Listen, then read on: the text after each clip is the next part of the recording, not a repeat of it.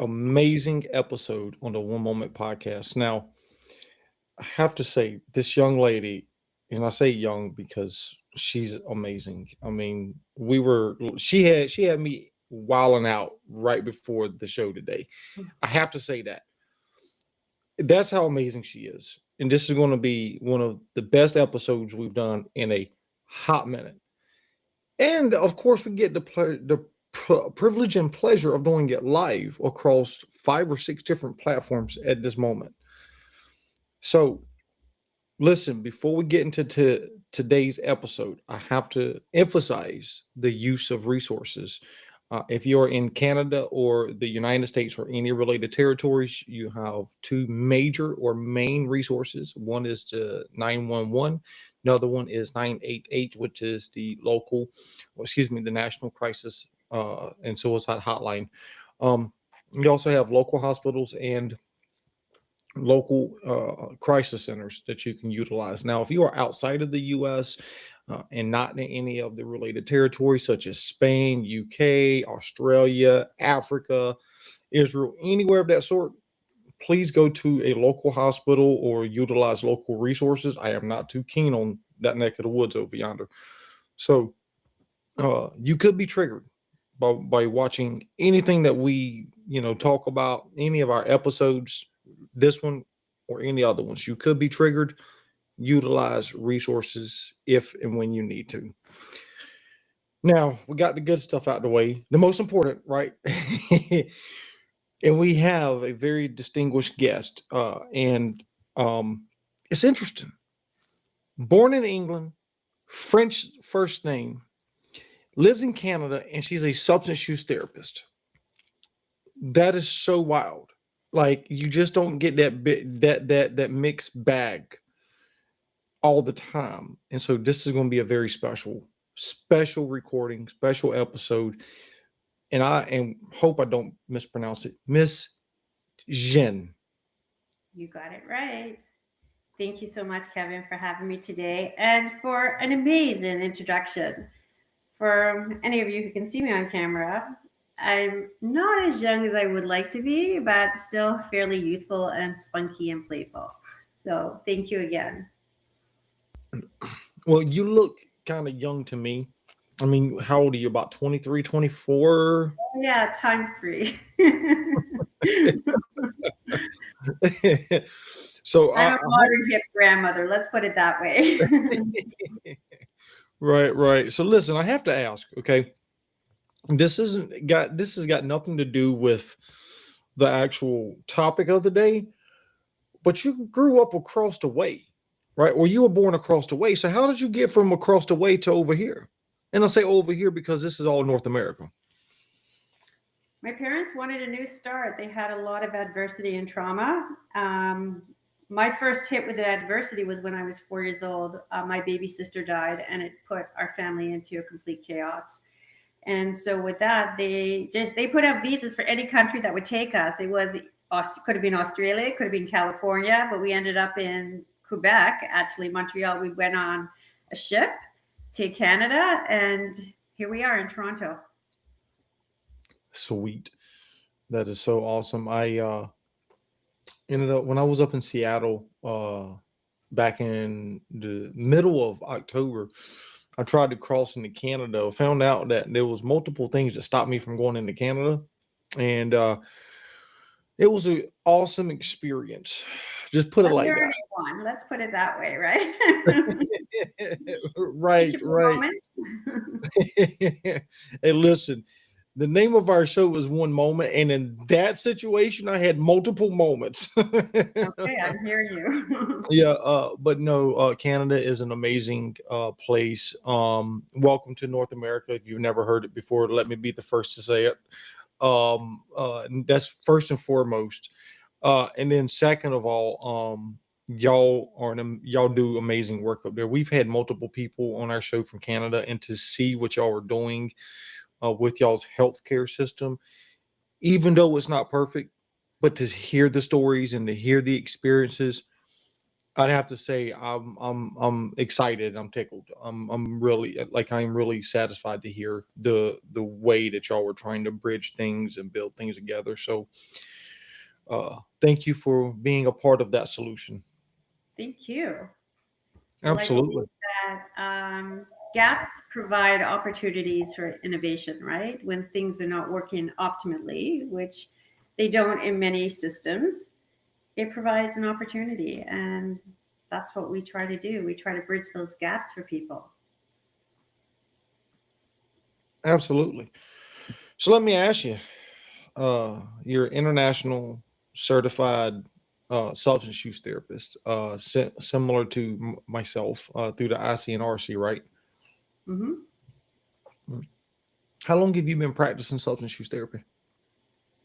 Formerly, formerly 15 years. I've lived it all my life. When I was a young child, my brother was an IV heroin user. He was 6 years my senior, so I was subjected to many things that probably young children would be sheltered from at a very young age. So yeah, I think it is my second career. It was something I hesitated because I thought it was so cliche to, get yourself clean and then go into recovery and become a substance use clean. I had a career. I already had a career. I had a business, a family business I was working in prior. But something kept calling me, and it also was the intrigue and the learning. So I went and I thought I'd learn a little bit more and see what happens. And here we are, 15 years later. So it chose me. I always say I never chose it. It chose me. Doors just kept opening up for me all the time since I've chosen this career, and I'm grateful because if I can ease the pathway for one individual, that's part of the goal. If we can ease the pathway, their suffering can be less, or we can expedite their recovery, then we've done well. And please God, it should be more than one individual. It should be many, many ones. You are not wrong on that one. I have to admit, you know, I, I think I can identify with you because there for a long time. I mean, even when we were in high school, like ninth grade, 10th grade, whatever, and the school counselor would come around with, I don't know how they did it back when you were going to school. And no, I'm not trying to say you're old by any means. Okay. My experience was when I was in high school, they would pass out these career counselor stuff type of cards or whatever. You pick what you wanted Mhm. to and so I've always been intrigued by the field of psychology. Now, I didn't know that then, but I know now as I look back, I feel like I had that calling to go into human services anyways. And when I had a life changing situation happen, next month will be 13 years. 13 going on 14 years. Um, I met a guy who told me my story. And it wasn't a psychiatrist, it wasn't family, like it was none of that. And I walked in and I saw this guy, and I'm like, dude, like, man, I did that too. Then he, My life, as he was right? right, right, and as he was teaching classes and all that, I literally latched onto this dude, to every word he said, and I'm like, this guy, like, he's telling me my whole life story, the way I felt, the way I think, the way I do, the things that how I behaved, telling me everything to a T, and not once did he point any fingers ever. And that's when it clicked. I said, I know what I want to do, and this is the path I need to follow. And it took me a little bit, but I set up to do that, and that's how I ended up in the field. Like, I knew, right, like, I think the light bulb had come on at that moment. I don't know. Beautiful. Hmm. And sometimes it is like that. We see ourselves in someone else, right? There by the grace of God go I, that we see our humanity in other people. And that is the truth. We may have different plots and different characters in our stories. We may have similar stories or slightly different stories, but we really are the same. And the more we acknowledge that, the easier it would be. It's just that some of us, not all of us, but some of us, like, prance around with our ego and our insecurities and veneer over our face as to really hide the parts of ourselves which are really the most vulnerable and the most beautiful parts of ourselves. They need to be given the light, and we're not doing that. We're hiding them in the dark. No, 100%. Because I could not agree more. So what do you feel like, because I feel like on both sides are out here, us who work in the field, and then also people who are struggling with, trying to seek help. I feel like both sides are out here are hiding in the dark, or just, there's this huge significant gap. And regardless of what theory we try to apply, like I feel like, this gap is so huge, right? And I feel like in certain respects we've made the gap worse, from discussing from 12 plus years ago. We're trying to classify the brain disease model of addiction, and we're trying to do this, we're trying to do that. We've made this huge substance use crisis.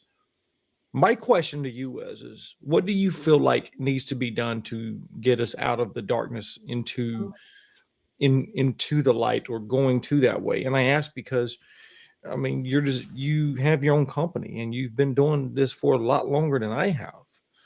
You've got a lot of experience in the field, much more than and I say that humbly and respectfully. Well, there's a lot. Let's start there.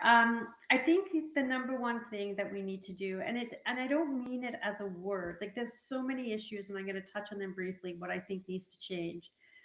We need to stop traumatized people. And we do that through stigma. And that is the number one barrier why someone will not seek help. I remember when I came into recovery in 1993, I was in my 30s. I was a young girl, and my life looked picture perfect on the outside, but really inside it was in shambles. Like I really wanted to off myself, even after 7 years of sobriety. But what happens is I felt like I had been given a death sentence. I disclosed my history of trauma. Nobody wanted to deal with that. It was only about the substances back in there. Nobody knew what trauma was in the 90s. Let's be honest, not until really 10 years ago. Nobody understood what somatics was. Nobody understood what trauma was. But I think one of the things that we're missing is it is embedded systemically, stigma into the system. So I've been in hospitals with clients where I've seen people be treated really poorly, like criminals, because they have a drug issue or they have an alcohol issue. And there is no reason for people in front lines to be trained to behave like that. So they need to be trained. All frontline professionals need to be trained in mental health, addiction, and trauma, number one. We also have, so stigma is the number one issue, but what is the antidote to that? It's compassionate care. Why wouldn't you champion someone's recovery and help them if they're struggling? They already hate themselves enough. We don't need more people hating on these people. Like, to me, it's mind-boggling, like why they just can't be compassionate, because people are so ignorant that they think if intellectually, if someone's doing something they shouldn't be doing, they should know better. Like, really, like, of course they don't know. They know. But they can't help themselves because their brain isn't working optimally. Neither is their nervous system, neither is their body. So of course people are suffering. And if family members or peers or systems expect people to just do better when they know better, like, okay, you have a substance issue, just stop it and just get on with your life without any skills or tools or, nervous system regulation, or giving it some time for post-acute withdrawal symptoms to settle and see where their baseline and their moods are and everything and what they're struggling with, and heal from their adversity, because most of these people have attachment disorders, they have adverse childhood experiences, a multitude of issues, and we're just expecting them to get on with it. So that's the number one issue. I don't know if you want to comment. I can still go on and on and on, but I think there's a lot there just in that statement alone. No, I think you're right. I was just talking about this the other day with another guest on, and I think it's, I have to say you're right. I think it goes back to training. We had Michelle, and I can never pronounce her name right, but it's Charbonnier, Hmm. something of that sort. Amazing young lady, and she's a dear friend of mine. And if I pronounced your name wrong, I apologize because I know she's going to be watching this later. But she works out of Let's St. just Louis. call Michelle. That way Yeah, we won't yeah, get yeah, in right. trouble. She is a mental health substance use therapist and all that. She works out of St. Louis, Missouri, and she was sharing her experience that they have quite often there. People will overdose on fentanyl or heroin, drive to their facility, get Narcaned by staff there, and staff will encourage them to go to the hospital because they're not a hospital; they're just an outpatient facility that does harm reduction. And the patients will tell her all the time, or tell her and the staff all the time, I don't want to go to the hospital. They don't treat me like I'm valued. They discriminate toward Yeah, me. yeah, they're like And humans.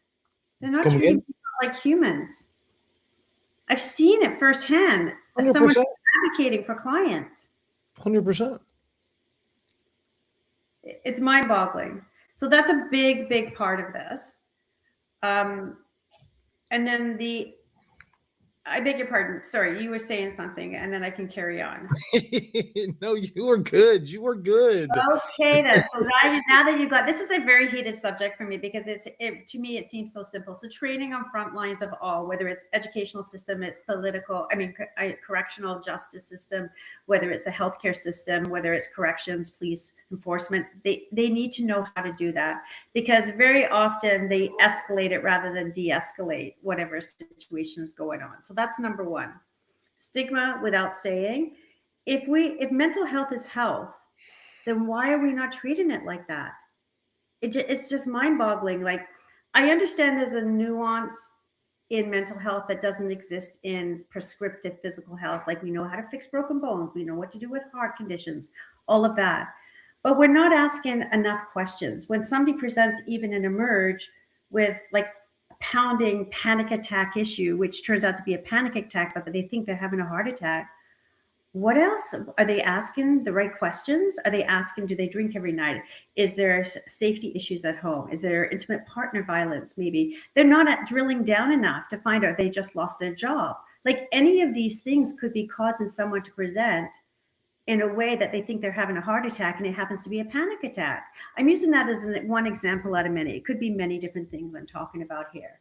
But I think, professionals, practitioners of all kinds need to be asking better questions because we are a whole body organism, not separate organisms, and we're still treating mind and body separate. And that's another big issue, which is why we do integrated holistic healthcare, because the mind influences the body and the body influences the mind. So your psychology is your physiology and your physiology is your psychology. It's really that simple. But we're not treating our bodies like that. We have a disease-based model or a symptom-based model that when you come to the hospital, you need medical care.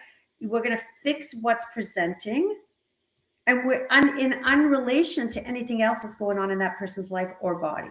To me, that's no wonder US in particular spends the most on gross domestic product on healthcare, and they have the worst outcomes. It doesn't make sense to me.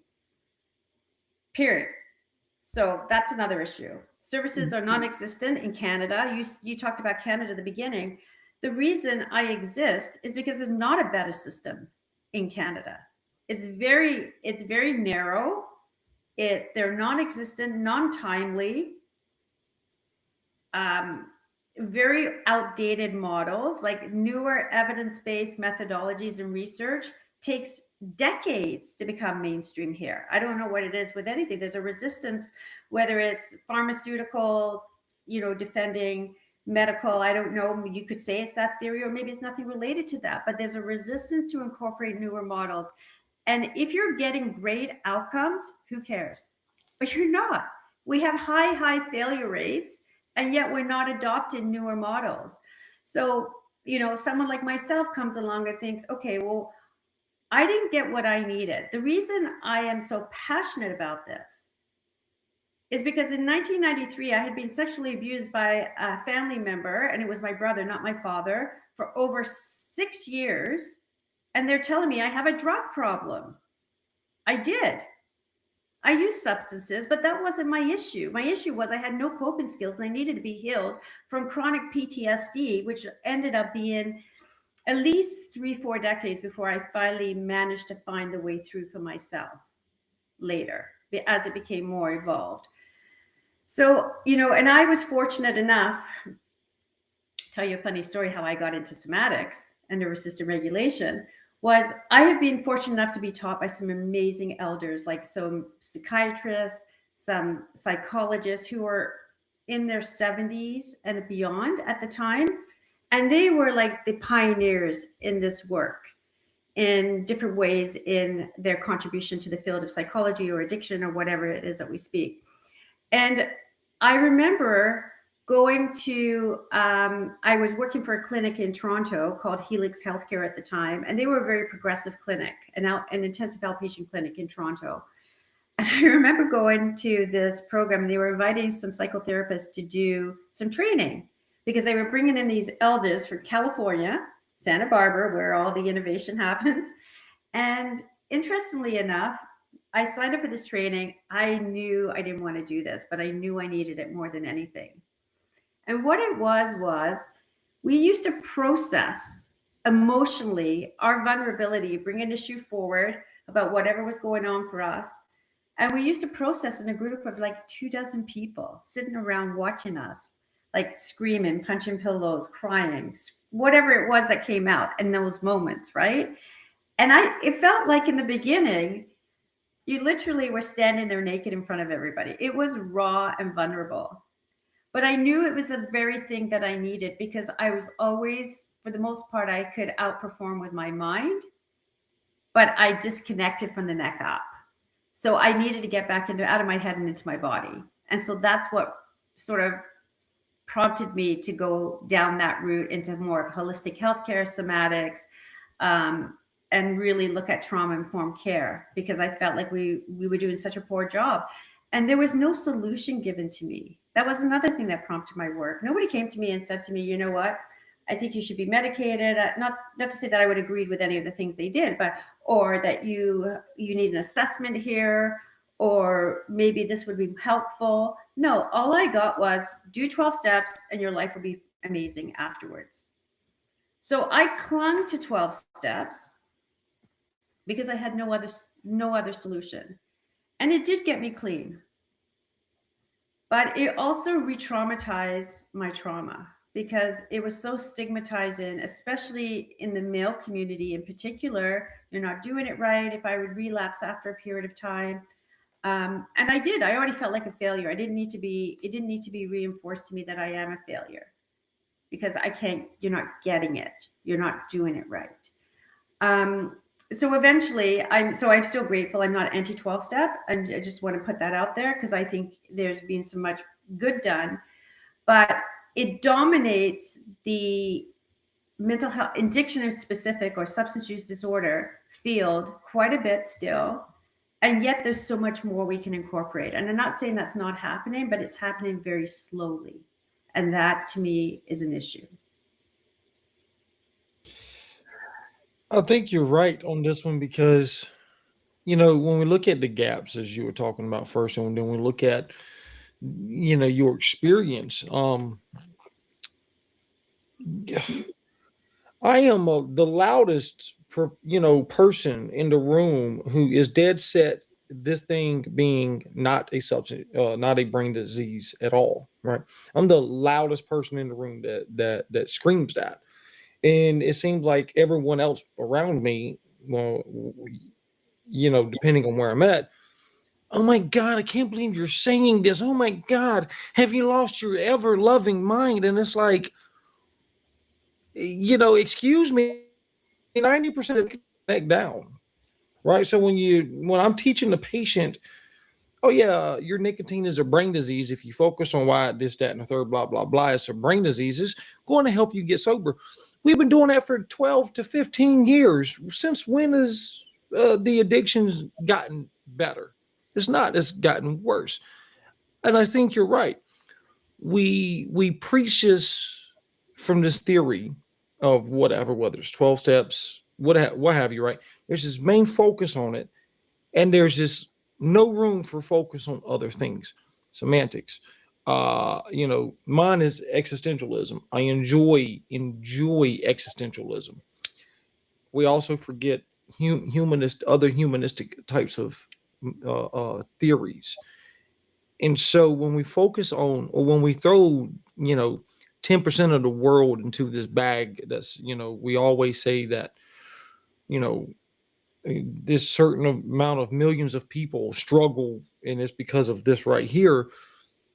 Are we letting them choose? Right? Are we giving them the option to choose what works best for them?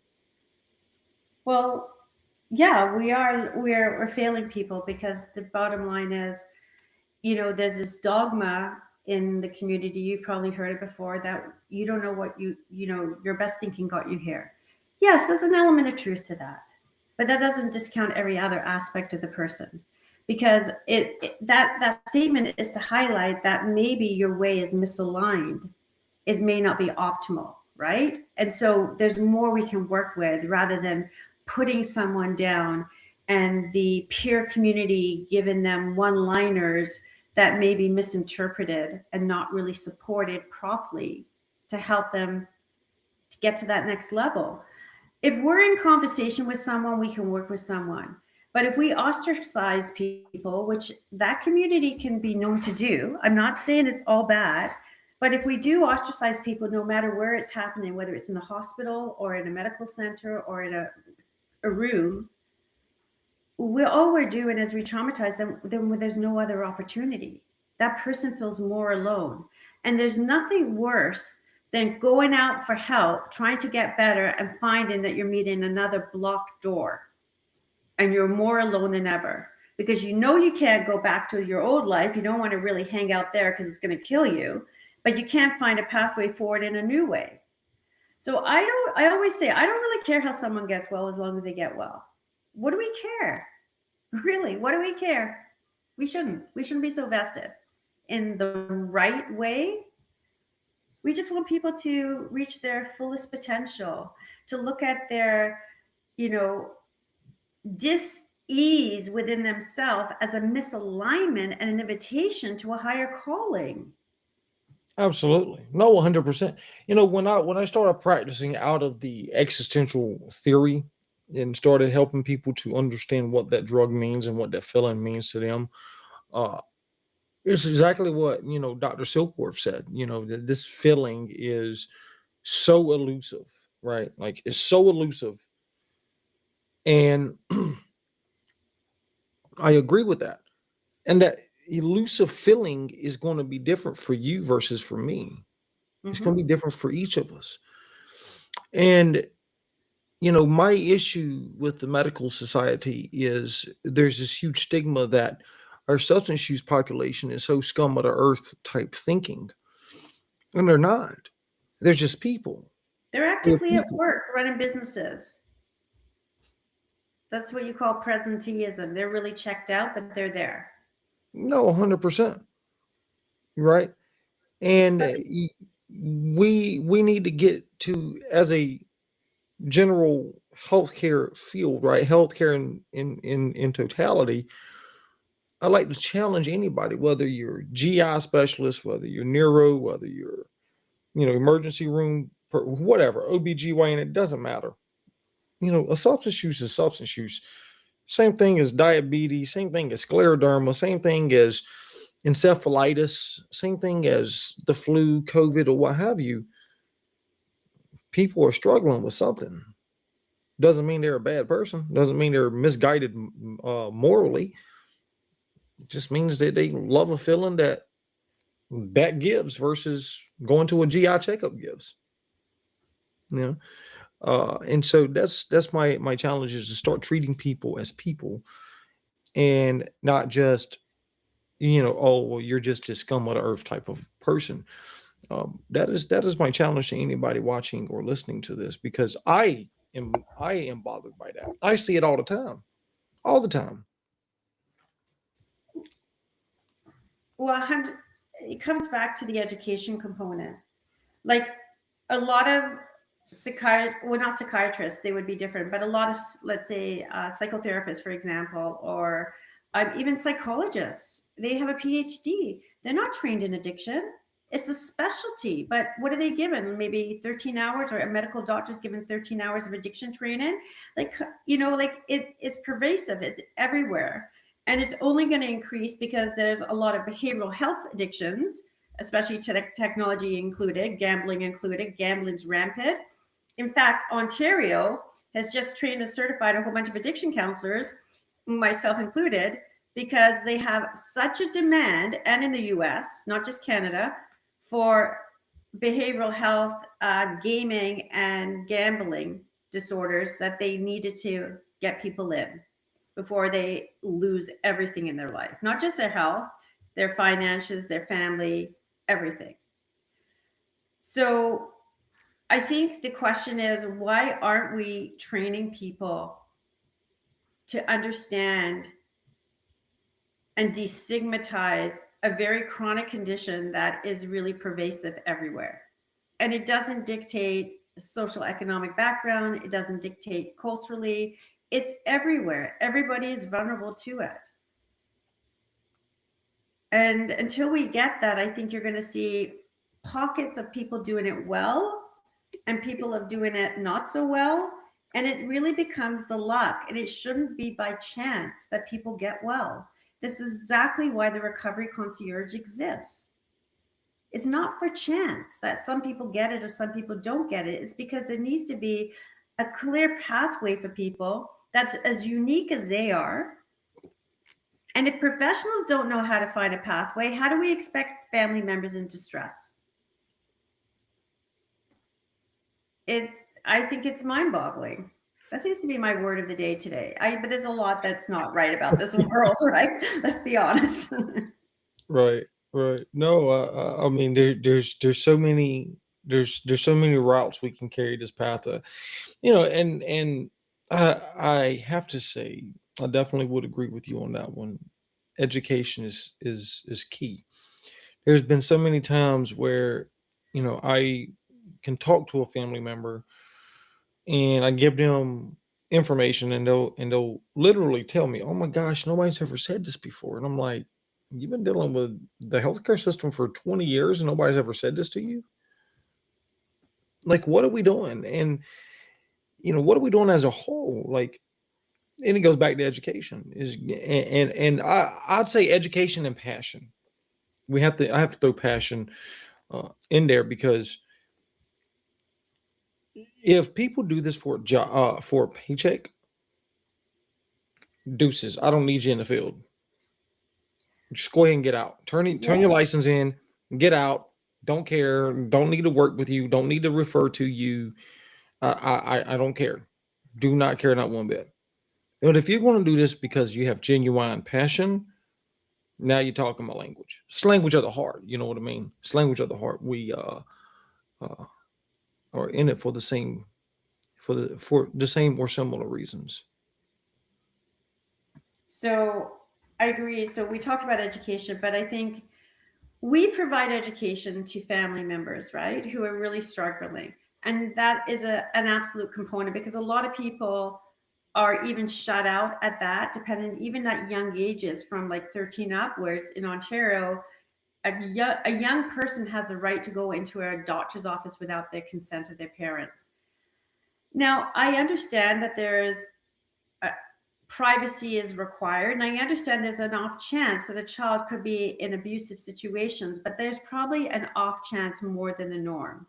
Most 13-year-olds, for example, are supportive financially on their parents. So parents are put at a disadvantage to even help support their child, if we're talking youth in particular, and they may not be getting the education they need until someone like yourself or me comes along. But if we go back to the system, unless the system has its own set of education, which we talked about frontline in particular, they need an overhaul. Like in Toronto, the Toronto Police Services are actually really vested in mental health. which is amazing. And a colleague of mine actually runs a program there. And she came from the treatment field, but that's happening more in isolation. So that's a good first start, because these are the people who really are on the front lines all the time. And it can result in life or death for someone, depending on how that inquiry is handled. I definitely have to agree with that. I think there's so many facets to this educational uh, path here, and I'm curious as to what your thoughts is on this question. How much of this education lies on us as the healthcare worker? It shouldn't, because we should be in a system that is self-supporting, but we're battling a system that doesn't really always work. So I think we have to be leaders and advocates for it. And I was just thinking, like, why am I so hot on education? Because I'm speaking about it, but I really feel very called to bring forward education. And I thought, was that self-serving? No, not really. Because the truth is, it's necessary. But I think we have to advocate. Like, my work is to advocate. You talk about passion. I'm pretty passionate about what I do. But I'm at a point now where I recognize that I can't change more than one client at a time or one person at a time, which is fine. So how do we create more impact? And I think if we have more leaders and innovators in the field, and they have a certain set of standards they subscribe to and methodologies, then maybe we could change more, because it's like playing it forward. We need to do that. Especially if, and it comes back to my original statement, if everything's working, what do we care? We don't really care. So be it. But we really are in a place where there's such misinformation, such lack of continuity and follow through and accountability, such lack of compassion, and with very poor outcomes. So it leaves a lot of opportunities for more. Couldn't agree more. There's so many gaps in the field uh, of healthcare, regardless of side here. But of course, we're going to be talking about mental health and substance use. So there's so many gaps that need to be addressed, and there's not just one solution. There could be 20 solutions. Like, people. Look, I got some blowback on this early, probably about 2-3 years ago. I made a post on Facebook, and these people just blow my mind. Not on Facebook, but on LinkedIn. And these people just blow my mind.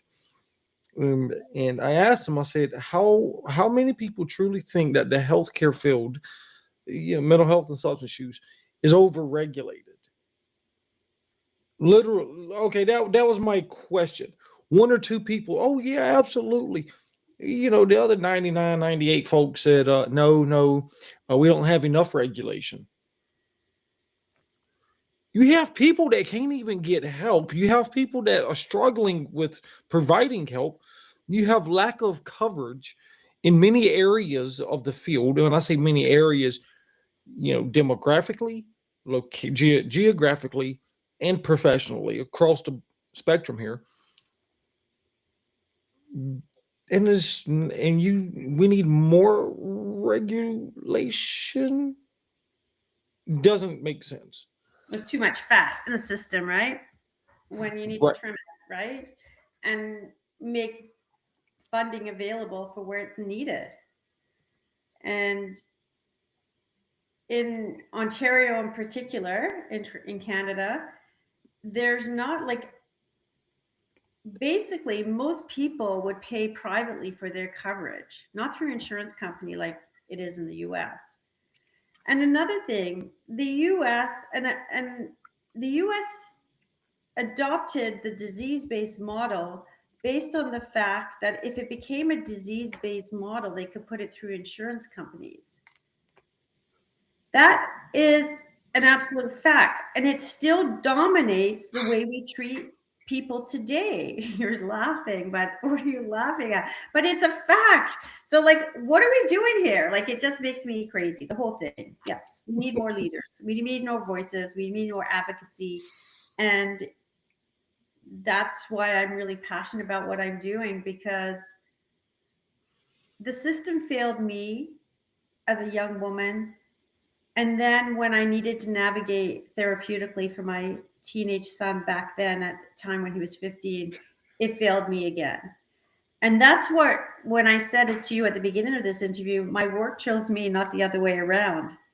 My life experience gave me the perfect life to create this career based on what was needed for other people, because it wasn't there for me. It's really that simple.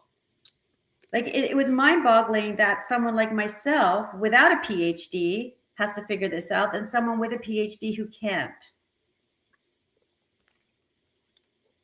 100%. And look, I was laughing because, okay, yeah, I get the fact that, somebody said that addiction has to be a brain disease just so they can bill insurance because it's a medical diagnosis, right? The problem that we have, right, and this is the issue, and everybody is, I'm the crazy one until we get to talking about this professionally, right? Everybody calls me crazy because I'm dead set against the brain disease model of addiction.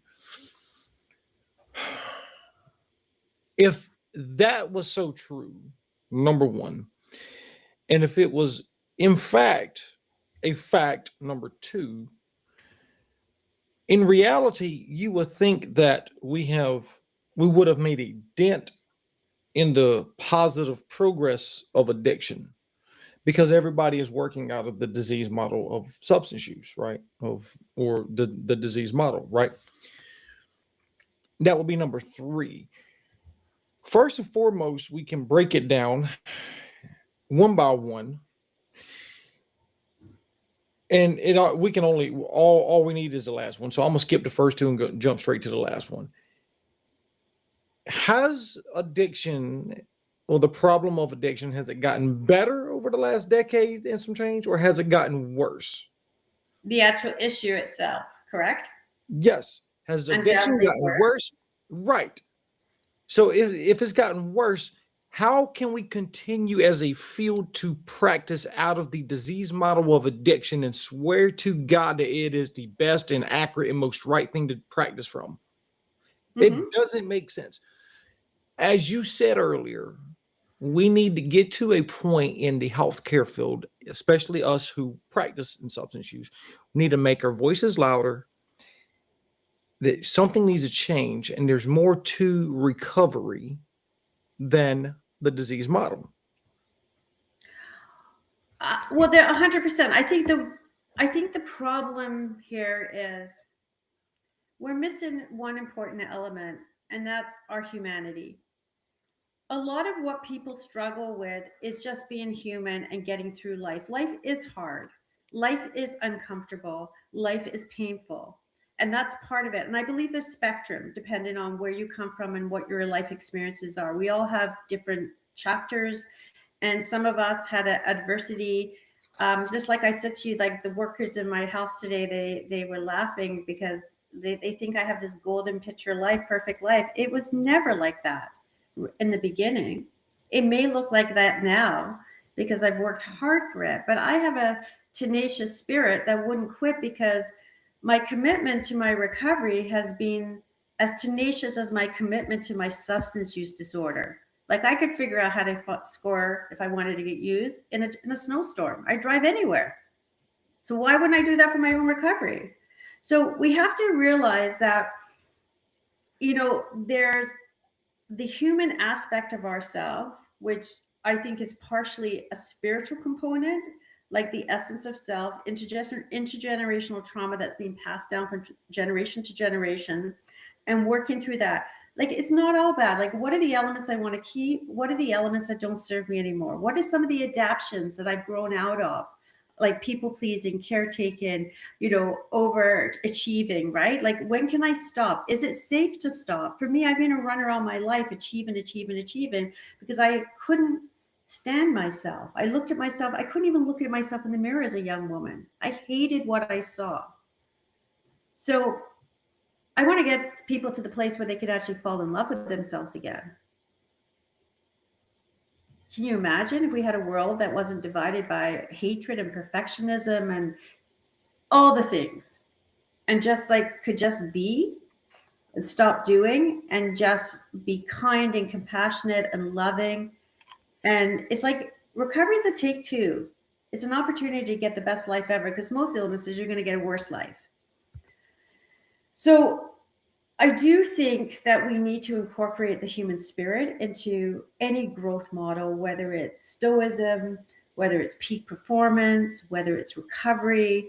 And we're not doing that enough. And it can't be one dimensional only. Recovery has a spiritual methodology to it, like not methodology, it has a spiritual component, I should say, to it, like power greater than ourselves. However, it's not the placebo and all, it's not a single base model. It needs to be much more than that. Bio, psycho, somatic level. We are dysregulated as a society. We are totally addicted to bypass in the present moment. And until we learn to become more settled and we don't know what our conscious is. And another thing I forgot to mention about this crazy model of addiction, I have a lot of thoughts on this, is that we're still trying to change behavior by changing behavior. We're not trying to change behavior by understanding what is our subconscious programming that is being literally programmed to believe, whether it's right or wrong, falsely or truth. And yet it's tied exclusively to our emotional brain, which is why people can't do things when they're really trying to do things the way they want. So why can't you just stop? Because my emotional brain doesn't know how to do it any differently. It doesn't feel safe to stop, which is why I'm not going to stop, because I don't have any other skills or tools. So I think we have to become more quiet and trust our intuitive wisdom. And we have to become more beers, not doers in this world. And that will give us more access to self, because it sounds counterintuitive, but if you slow down to go fast, you actually have more access to who you are. But we're too scared as a society. I know I have been, and I'm now in a different season of life where I am very attuned to what I need.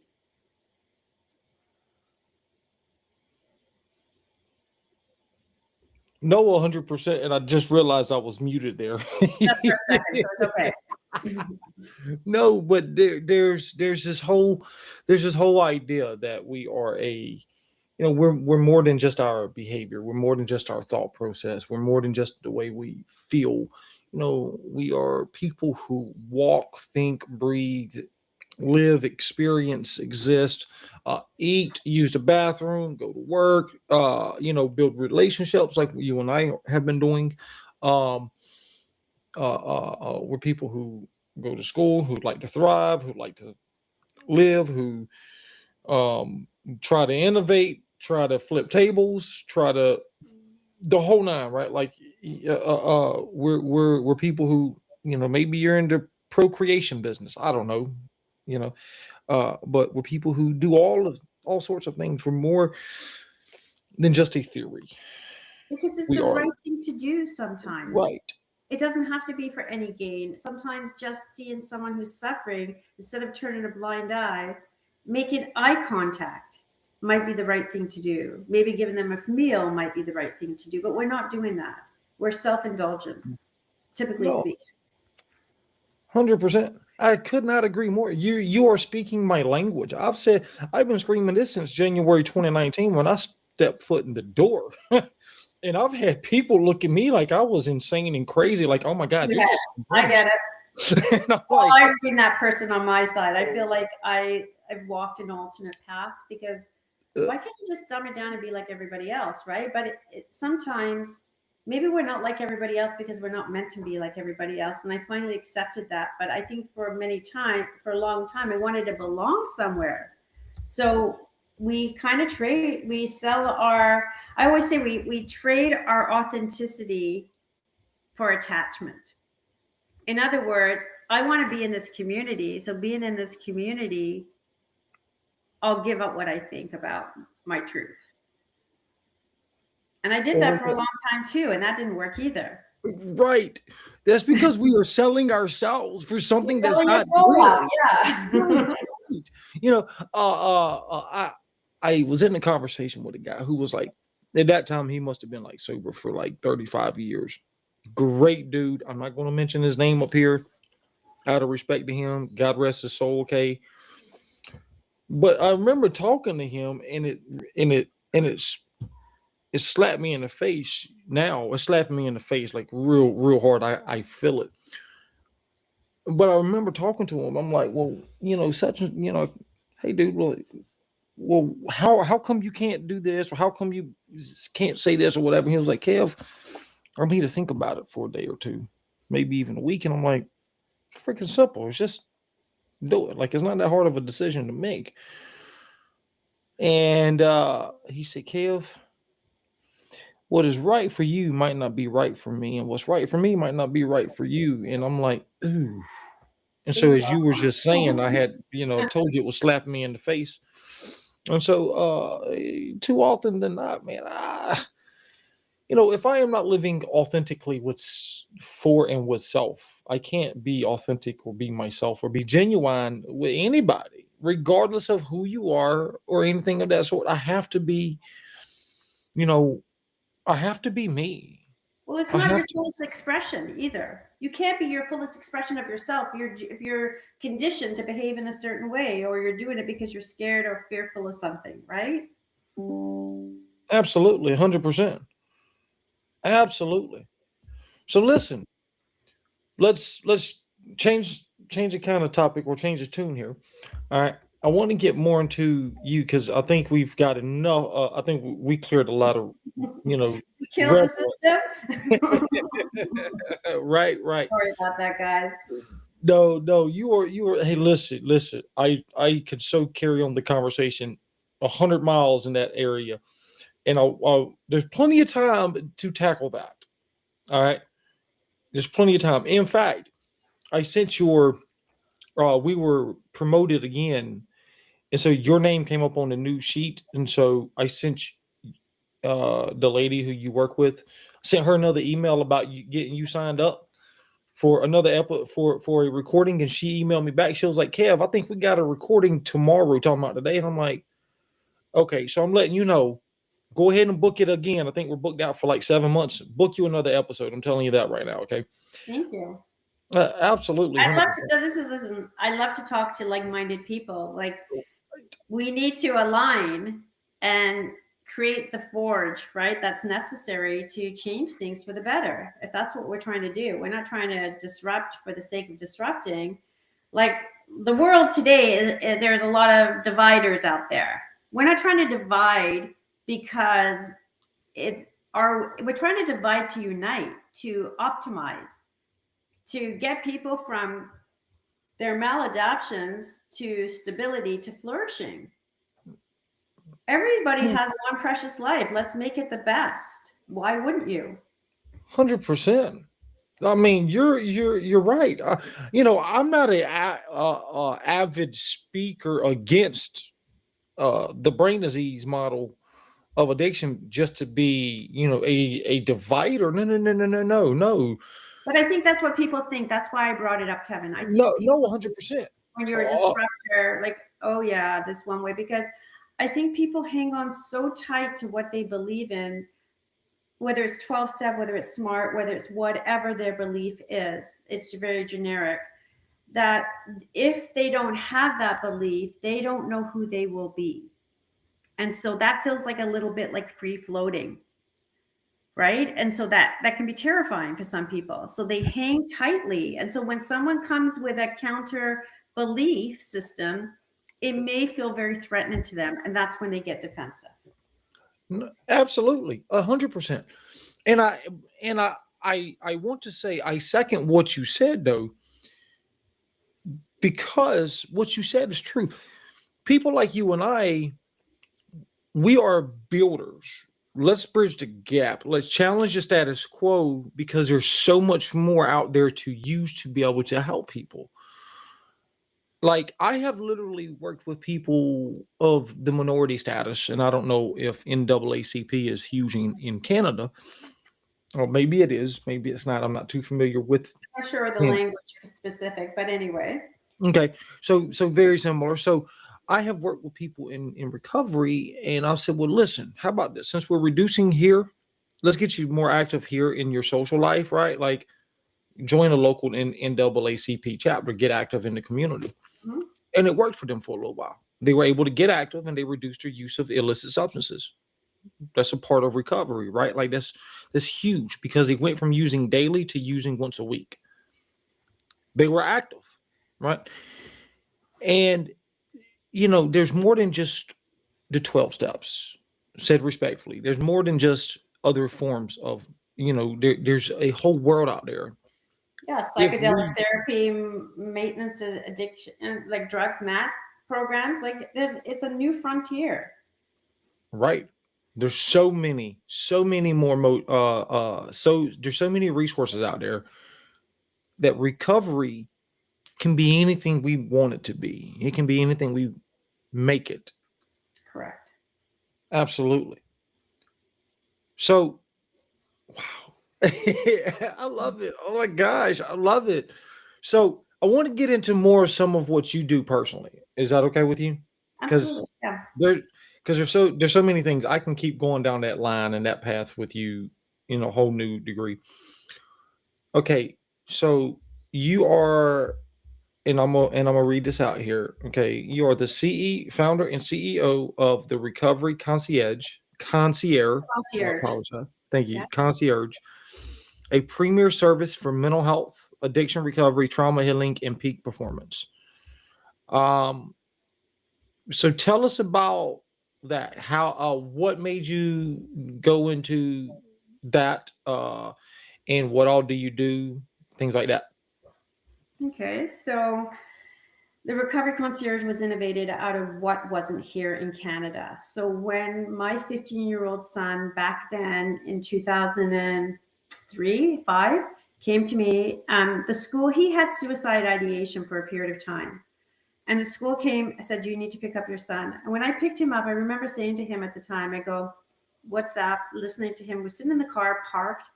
And he says, Mom, I know I should be happy about my life. I have a great family. I have a lot of, he didn't say the word privilege, but he was going to a private school. He had a lot of opportunities in his life. He says, but I feel like I want to die. I said, can I take you to the doctor? And he said, yes. I knew we were in trouble right there and then, because it was everything that we had tried to do over a period of 15 months prior wasn't working. He'd gone to therapists, he'd gone to this, whatever. So I knew he struggled with anxiety and mood, but not to the degree that the school is telling me, come pick up your son. So we go to the doctor, they send us to the hospital. We go to the hospital, we sit in Emerge, we go to Emerge. He's saying he wants to kill himself, and they discharge him immediately with a follow-up to a therapist 2-3 days later. So now it's our job to protect him from helping ourselves with no resources. Like 2-3 days later, maybe sometime later that week, it could have been okay, may not have been okay. So I started doing some underground work, like what is going on here? Like, where can I get the support we need? We've tried different things. I actually found back then what you used to call therapeutic, with their education consultants in the US, who had like a boutique service of helping families figure out the next steps with their teens.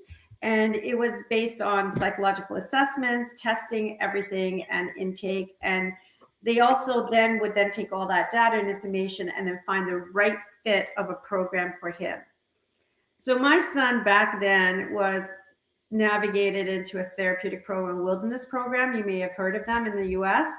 And it was something we did at the time. And we felt like letting him go was like the worst feeling. I felt like we had let him go, like he was dying. We had buried him in a sense, because we were giving him away to the professionals, even though it was painful for him. We literally bought his life. He's absolutely thriving today at 35, 36, but it took a long time. I'm not going to sugarcoat it that was a placebo. And so from there, I started to recognize that they do family-centered care very differently They had resources that didn't exist in the US. So I had a complete indoctrination into the therapeutic landscape in the US because he was in 3 placements over a period of 2.5 years. And our family grew and learned. It wasn't like we did that and everything. So then I decided that there's nothing like this in the US, in Canada rather. So I thought about doing something for adults because I really didn't want to work with teens. And I went to look for a place to volunteer, and I was volunteering. Somebody said, "Go here." And I went to this hospital and I met this brilliant psychiatrist named Dr. Anthony Levitt at Sunnybrook Health Sciences in Toronto. And it was a God given moment. I was in the right place at the right time, and a whole opportunity, which took me 10 to 12 years, opened up for me. And I became a chair of this program of what we call the Family Advisory Council, lending our intellectual IP to a hospital because this psychiatrist was one of few who really wanted to change the system in Ontario. And from there, I got an indoctrination into foundation and how hospitals work. And we literally built the plane while we were flying it. And what we did was it was lived experience, parents who had experienced the same to us. And what was bizarre was people in my own community were doing the same thing. They were navigating their children to the US. We weren't just the only one who was doing it. It was a subset of parents who felt like they had to do something and found their way into the US, into the same places and same circles. So we took our IP, we lent it to psychiatry in Toronto, and they built this program called the Family Navigation Project, which is navigated for about 6,000 families in Toronto for youth, 12 to 29. And so from there, I did that for 12 years. And I have to say, Dr. Levitt is one of the most brilliant men I've ever known, but the most humble, because he wanted to learn from us.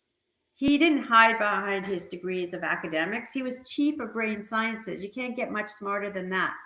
But he wanted to learn what our experiences were. And we told him where the gaps were.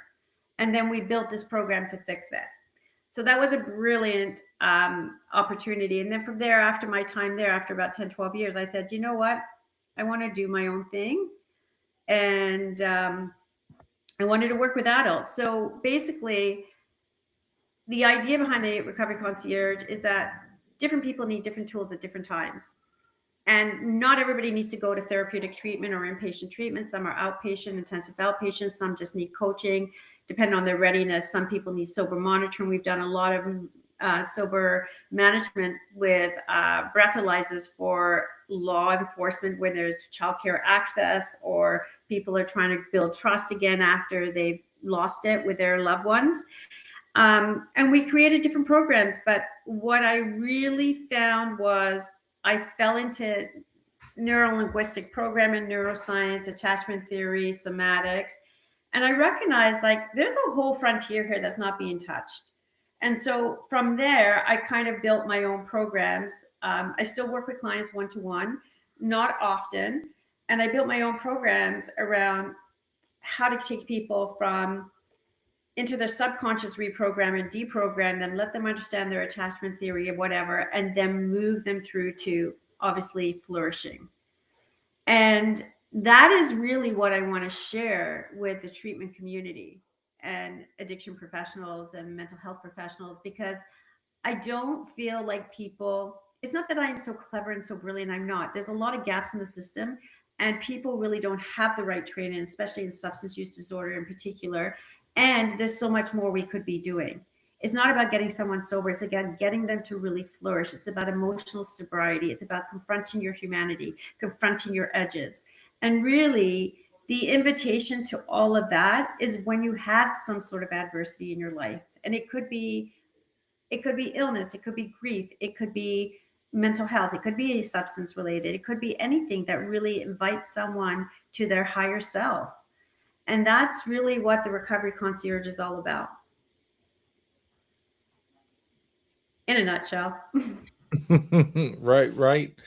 Oh Lord, that is so sad and so amazing at the same time. And I say sad because you had to experience the gaps in order to figure out the solution, right? It was And twice it happened to me for my own recovery as well as my child's. right, and unfortunately, there's gaps in there, but and it's even sadder, when you have to experience almost a life, I ain't gonna say almost, but definitely a life-threatening situation, in order to put together a program, an organization that addresses those gaps. That is an amazing thing that you have done, and I love the fact that you said that y'all were building it as y'all were flying it. I love that. I love that phrase. I mean, that was like what we did early on with the podcast, right? We didn't know what the heck we were doing, and so we did a suicide episode. It was basically talking about just suicide. I mean, we covered it was almost an hour and a half. And that's an important Recording. subject too. Right. This not to be dismissed. No, at all. 100%. And right before we did the recording, all three of us were struggling with imposter syndrome, and so at that time we were like, well, you know what? Let's just run some stats on it. So we ran some stats and found out that we were being listened to in this country, that country, followed in this country. So, and you just heard me at the beginning of, when you first got on, all the countries that we're listened to now. 20. And I'm gonna go through and I'm gonna count them because I know Canada, Spain, UK is one of them, but there's so many other countries. We have countries in Africa that are even listening to us. Like, I mean, we're across the board in many Really folk, sad. many areas. So, today we don't feel imposter syndrome. It's just another thing to get on here, BS around, have some fun, talk some crap, and really, but honestly, at the heart of it all, spread hope and awareness. Have fun doing it, but spreading hope and awareness. So, yeah. We're hope dealers. That's what we are, right? Absolutely. 100%. So listen, until next time, all right? Until next time, because I want you to come back on. All right. Thank you. And next time, maybe Trevor or Ruben will be able to join us. They're one of the other co-hosts too, or even Josh at this, Josh would depend on where he's at with school. I'd like to ask you some of the most important questions you're going to be asked today. Bring it on. If people want to seek you out through, via therapy, whether it's Canada, from Canada, or if you can from outside of Canada, if people want to seek you out for speaking engagement, virtual or face to face or what have you, how can they contact you? They can just go to the recoveryconcierge.com or info@therecoveryconcierge.com, and you'll be able to reach directly to me. Oh. And if anybody's interested, you have an amazing podcast, but I would love some love for Naturally High. I just launched a new podcast, and if anybody wants to show some love, that would be appreciated. And to keep in love with one moment, please, not to be competitive, but to leverage expertise. So thank you. Thank you. Absolutely. Folks, check her out. Which platforms are you on? We have to ask. We're on most major ones: Amazon, Spotify, Apple. I can't even think. We are on Pfizer as well. There's some new ones. I'm not even sure. A crack addict, a podcast addict, not crack addict. I heard addict. I forgot. What is it? Kevin. It's something addict, podcast addict. That's what it is. Yeah. So old mind. See, old programming still. There you go. Oh my God! Look, I can see, Support I that. can see that one right there. Hey, which platforms are you on? Go to Oh, Crack crack Addict. addict. Not good. Cut. Yeah, go to crackaddict.com. You can find us up there. There's an oxymoron right there, right? Right. My goodness. Sorry about that. Oh my God, that was a good one. I'm sorry. See what happens when you get old and quirky? Oh Lord, ever. Hey, look. Don't feel bad. Somebody asked me if I had a pair of scissors on me the other. This was about a year ago. I was on the unit, and my boss lady was standing there. And I'm like, no, I don't have a pair of scissors, but I got a knife and a pair of keys. I'm like, oh, crap. And so I caught myself. We're not allowed to have knives, right, on us. Clearly. Slipped my mind for number one, and I was over speaking. I didn't have a knife on me. My supervisor, by the time I could correct myself, she was like, oh my God. And this is stone cold sober, so you can imagine. And I think that's the beauty. I want to sort of kind of end with that. I think so many people think that when they embark on a recovery journey, they think they're losing something of themselves. Maybe there's one aspect that somebody likes, that they can be at ease with other people when they are socializing or whatever. But in reality, this, Kevin, you gain so much more access to yourself and you don't lose anything. And if everybody really looked at it that way, it's not a painful, arduous journey. It's actually a very exciting journey, because you're rediscovering who you really are as opposed to who you think you are, because we've been so damn conditioned from our families of origin, culturally as well, systemically. So I think it's a beautiful invitation to really rediscover who you really are. Absolutely. And that is a beautiful place to end. And I like to say, Miss Jen, Yes. thank you. Thank you Thank for you. being a part of this amazing episode and being a part of this amazing journey. That being said, I'm going to end the live, so don't hang up. Okay.